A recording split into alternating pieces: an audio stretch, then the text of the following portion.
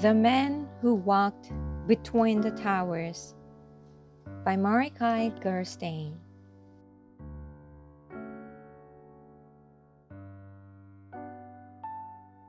Once there were two towers side by side.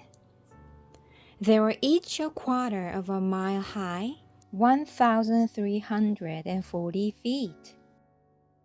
The tallest buildings in New York City. A young man saw them rise into the sky. He was a street performer. He rode a unicycle. He juggled balls and fiery torches. But most of all, he loved to walk and dance on a rope he tied between two trees. He looked not at the towers, but at the space between them and thought, what a wonderful place to stretch a rope, a wire on which to walk. Once the idea came to him, he knew he had to do it. If he saw 3 balls, he had to juggle. If he saw 2 towels, he had to walk. That's how he was. Hadn't he danced on a wire between the steeples of Notre Dame Cathedral above his amazed home city, Paris? Why not here, between these towels? Of course, he knew that, as in Paris, the police and the owner of the towers would never allow it.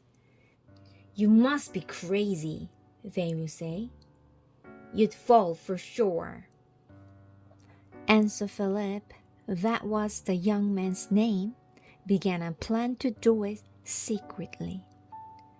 The buildings are not quite finished, he thought. Maybe if I dressed as a construction worker. Early on an August evening, he and a friend entered the South Tower. They got a 440-pound reel of cable and other equipment into the elevator, took it to the unfinished top 10 floors, and waited till nightfall when everyone had gone. Then, they carried everything up 180 stairs to the roof.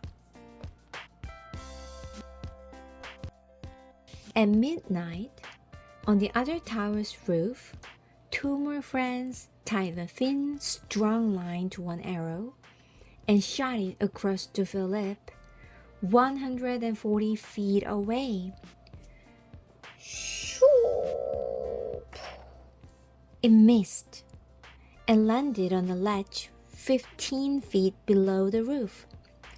Bad luck, thought Philip.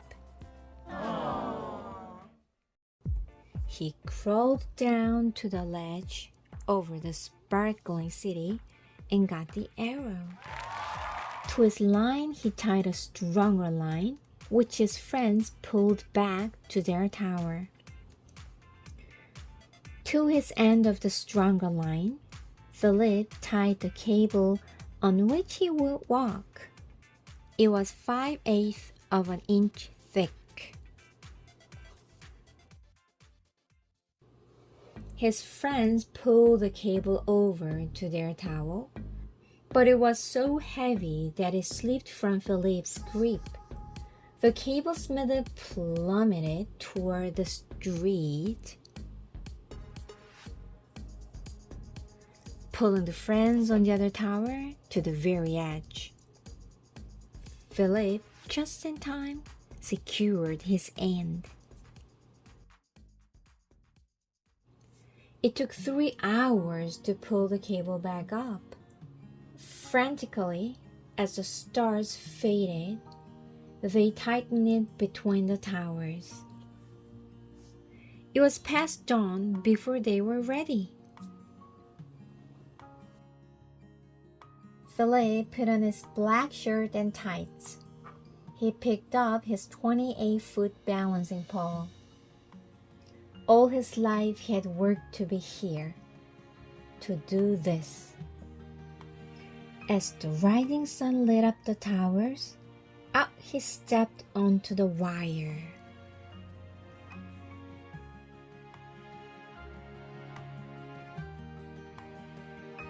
Out to the very middle he walked, as if he were walking on the air itself.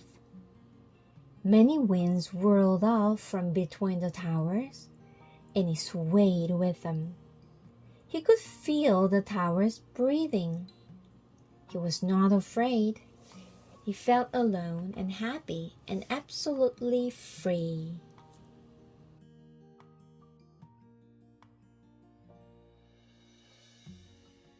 A woman coming from the subway might have been the first to see him.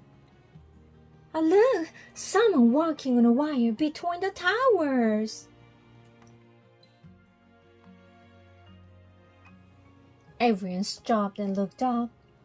They gasped and stared. It was astonishing. It was terrifying and beautiful. A quarter of a mile up in the sky, someone was dancing.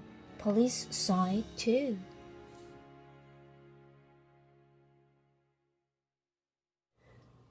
Officers rushed to the roofs of the towers. "You're under arrest!" they shouted through bullhorns. Philip turned and walked the other way.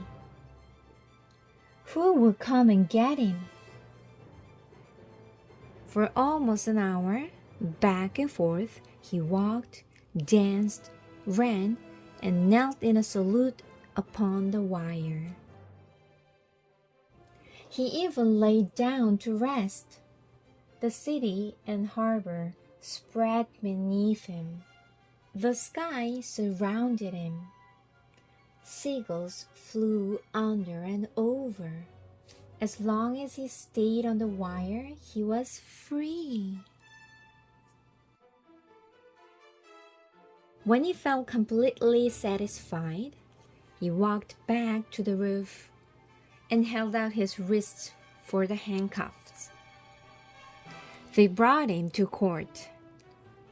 The judge sentenced him to perform in the park for the children of the city. The judge sentenced him to perform in the park for the children of the city. This he did happily, though during his performance, some boys playing on his wire jerked it and Philip fell, but cut himself. Now the towers are gone,